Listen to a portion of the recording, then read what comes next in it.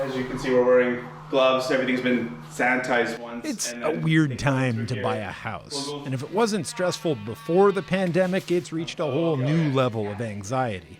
Virtual showings, multiple bids, and prices that just defy logic. I think our real estate agent messaged us shortly after we put in our bid that there was something like 10 other offers. Neil Pettit is a college professor in Windsor, Ontario. He and his fiancée don't live in a big city with a crazy real estate market. They make good salaries and paid off their debts, and yet...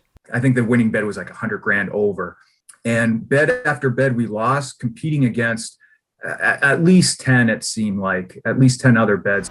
Across the country, the average price of a home is up 31% since this time last year.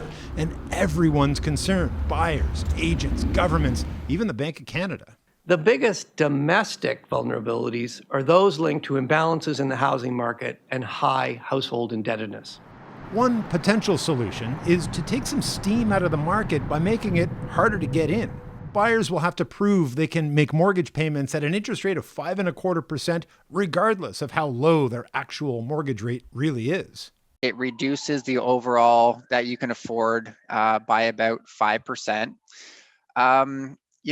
Is this a material change? Yeah, it is, especially for first-time homebuyers. So for now, Pettit and his fiancée are stepping away from the overheated market. It was disappointment after disappointment until finally we just gave up. And that's, now we just sit back and wait and see what happens.